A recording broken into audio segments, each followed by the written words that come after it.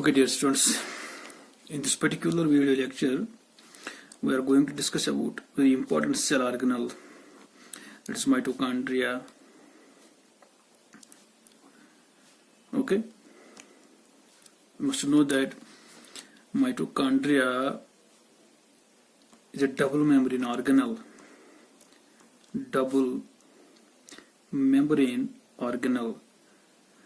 Double membrane organelle means which is covered, which is surrounded by two membranes, outer membrane and inner membrane. Next important point is this mitochondria inside the cell. It is site of aerobic respiration. It is site of aerobic respiration. That means it is the organelle inside eukaryotic cell where aerobic respiration occurs, and it is the site of ATP synthesis also. It is the organelle where ATP is synthesized. And you know, this ATP is the energy currency for the cell. ATP is used as energy by the cell. That is the reason this mitochondria is called as powerhouse of the cell. It's called powerhouse of the cell. Why it's called powerhouse? Because it is the site where ATP is formed, and ATP, you know, is the energy currency for the cell. That is why this mitochondria is called powerhouse of the cell. Okay, it is general introduction. What is mitochondria is actually double membrane organelle. Remember this point. Double membrane organelle present in our cells. So first of all, we will discuss its discovery, little bit of information, something about its history. We'll discuss some important points. As far as its discovery is concerned, it was a scientist called Kolliker. Scientist name was Kolliker, who discovered this organelle mitochondria in flight muscles of insects. In flight muscles of insects. Then there was another scientist also, you must remember that name, that is Mewes, M-E-V-S, Mewes. Okay, he discovered mitochondria in plant cells for the first time. Okay, after discovery, you must know its occurrence, where it is found. Usually this organelle mitochondria is present in all eukaryotic cells. It is present in all eukaryotic cells. Okay, but there are few exceptions.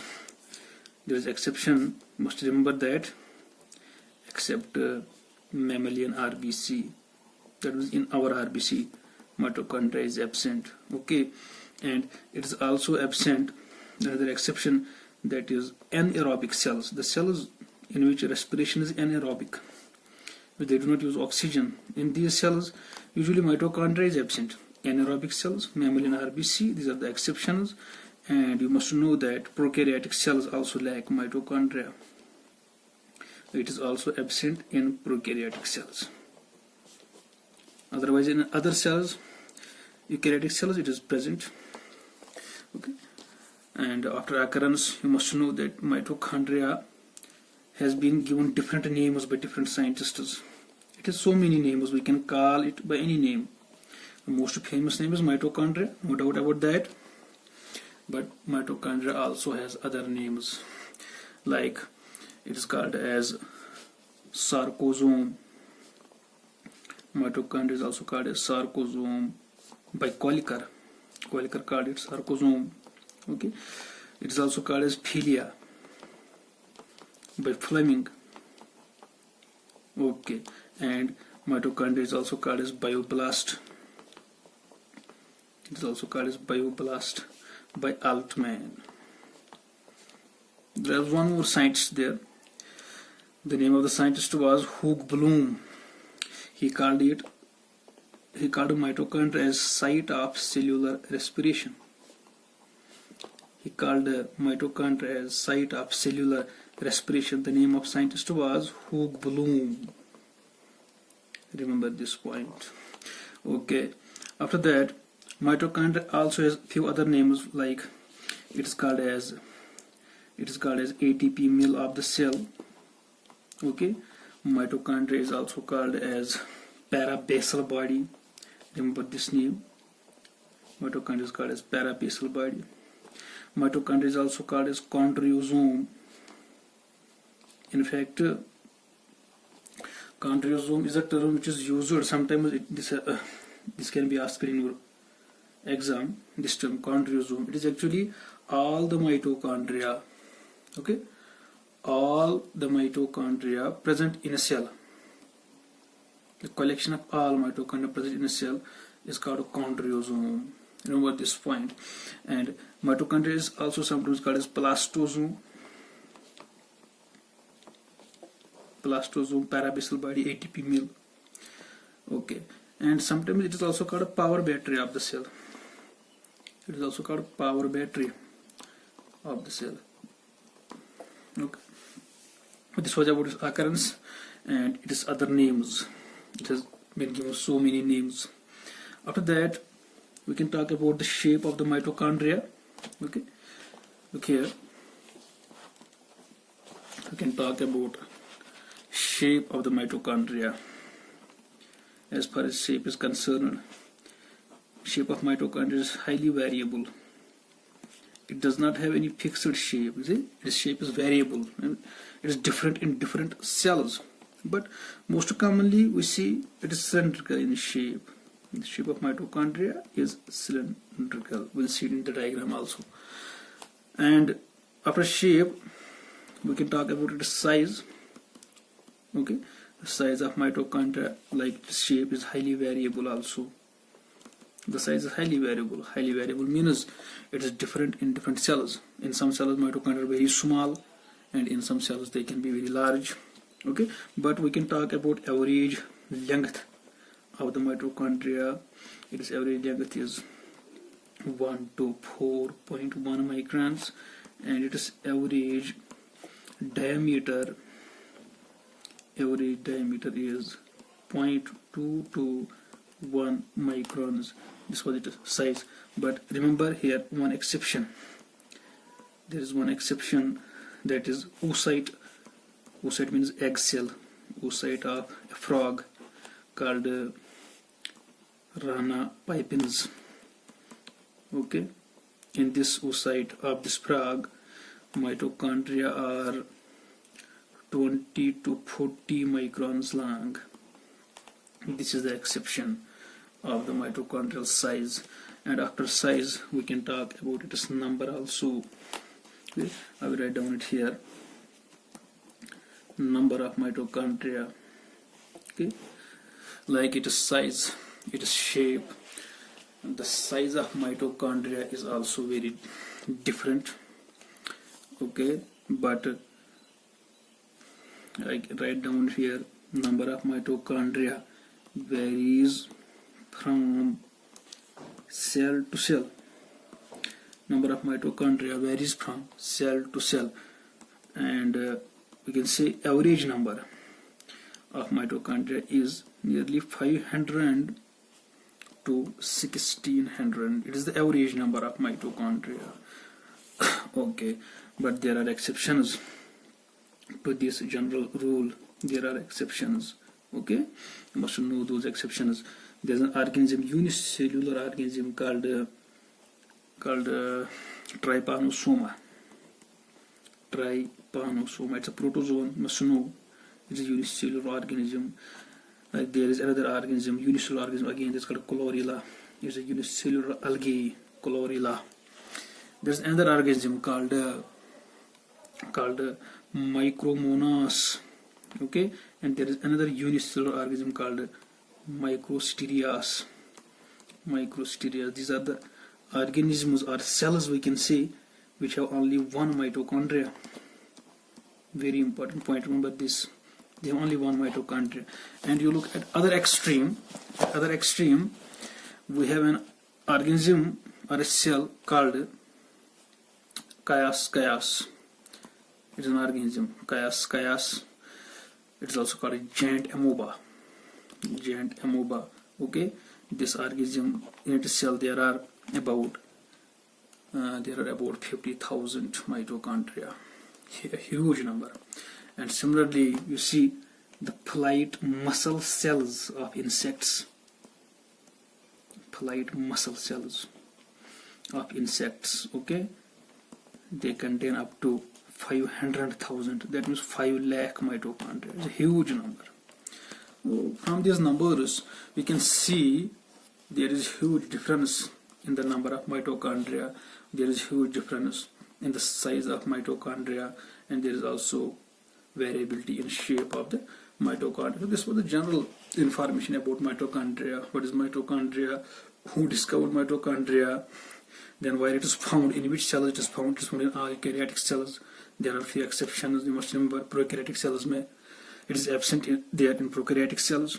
This mitochondria has several names: ATP mill, chondrosome, philia, sarcosome, whatever. You have to remember all these names. And now we'll turn to the structure. That is very important part of this lecture. Structure of mitochondria. Okay, I'll write down here.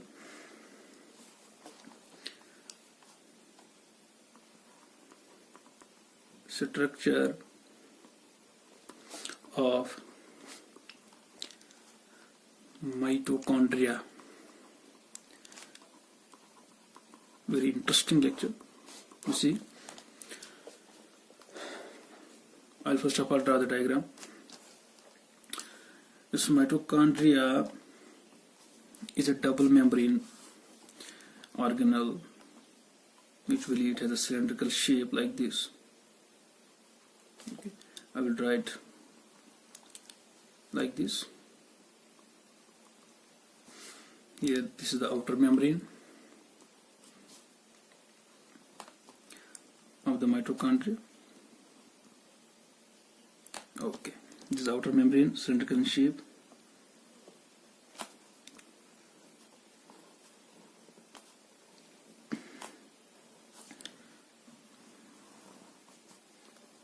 This is the outer membrane. Now I will try to draw with a different type of pen. This inner membrane. Okay. This is the inner membrane of the mitochondria, like this.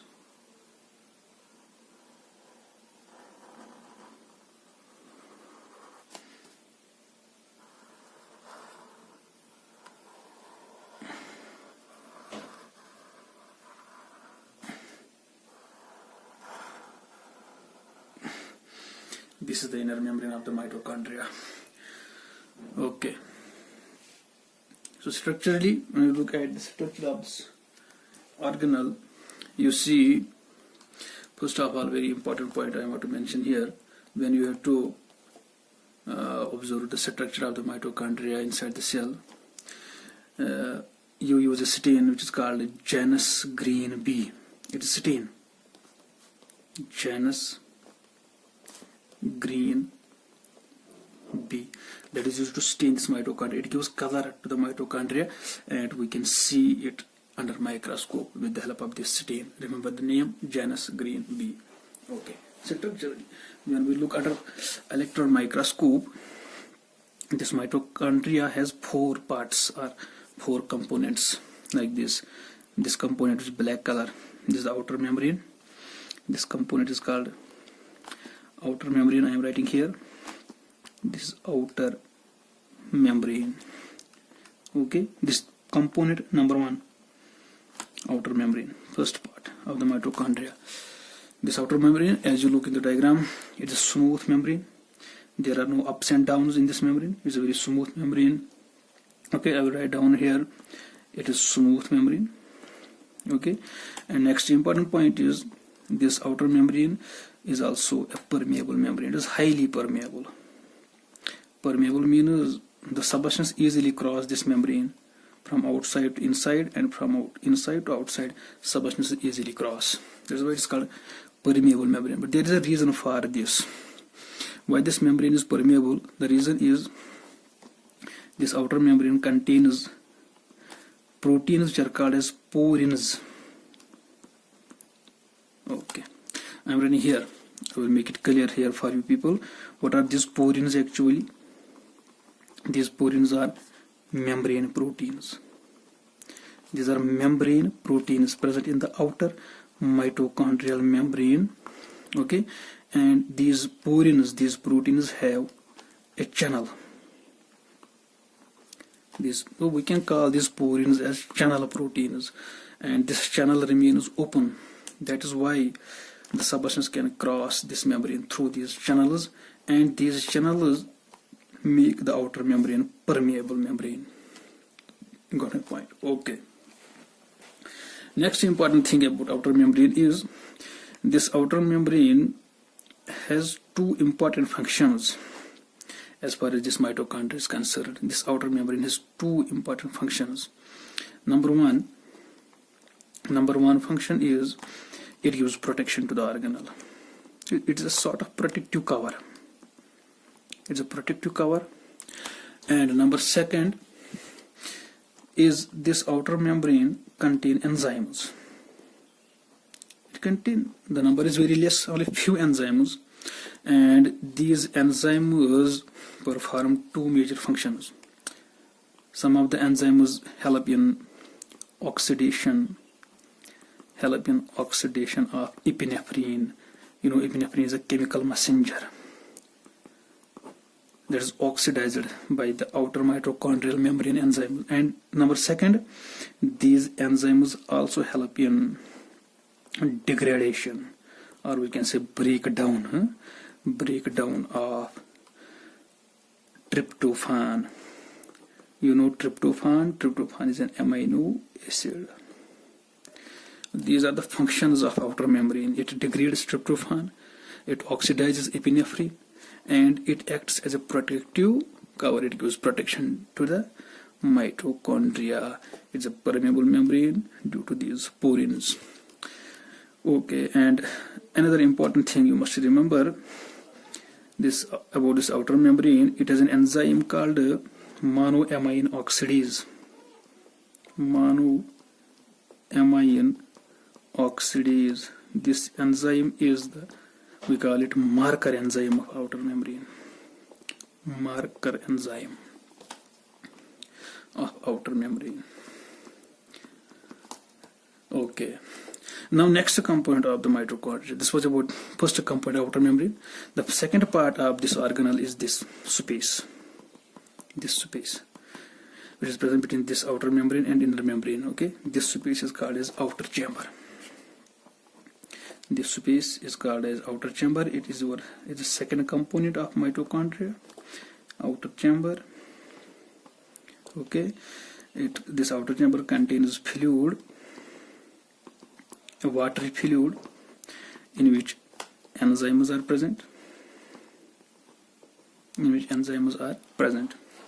So these enzymes of the outer chamber, they play a role in apoptosis. Remember this point. Apoptosis means programmed cell death. Some enzymes are present here in outer chamber. That is, mitochondria has a role in apoptosis. Okay. There is an enzyme called adenylate kinase. There is an enzyme called adenylate kinase. Okay, this enzyme is called marker enzyme of the outer chamber. It's a marker enzyme of outer chamber. Okay, monoamine oxidase was the marker enzyme of outer membrane, but adenylate kinase is the marker enzyme of outer chamber. Remember one point: this outer chamber is also important during ATP synthesis. During ATP synthesis, H+2 ions, they move from this inner area into the outer chamber like this, in this direction, and this movement is very important. This movement of protons, H+2, is very important for ATP synthesis. Okay, that is, outer chamber plays role in ATP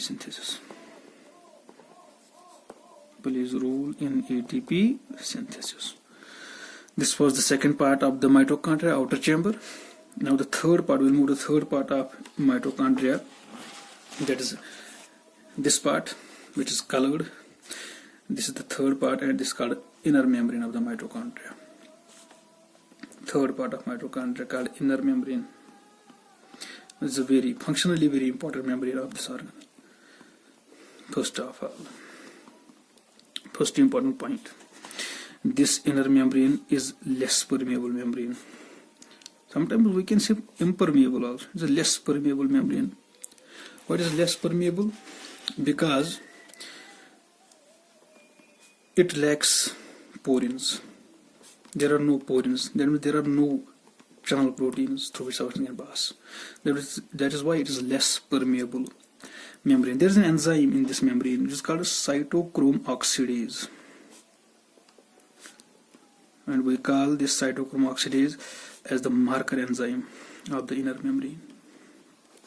Cytochrome oxidase is the marker enzyme of inner membrane. Okay, we'll move on. This inner membrane, as you look in this diagram, this inner membrane is not a smooth membrane.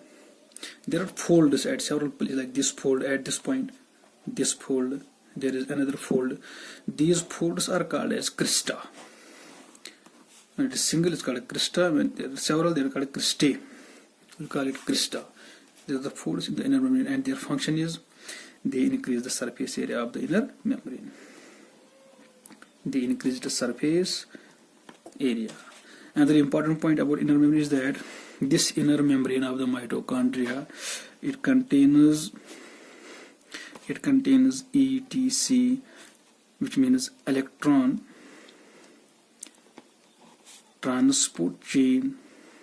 Electron transport chain has a role in ATP synthesis. We'll discuss this chain separately when we'll start functions of mitochondria.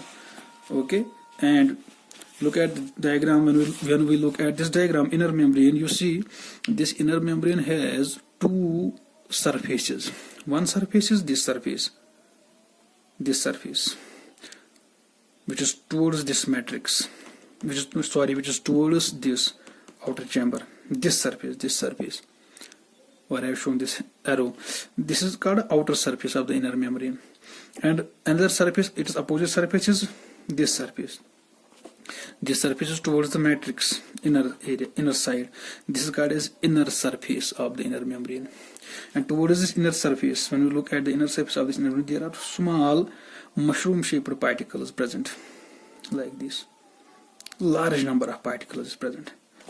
They are present on the inner membrane, but you have to remember on which side? On the inner surface of the inner membrane. These mushroom-shaped particles are called as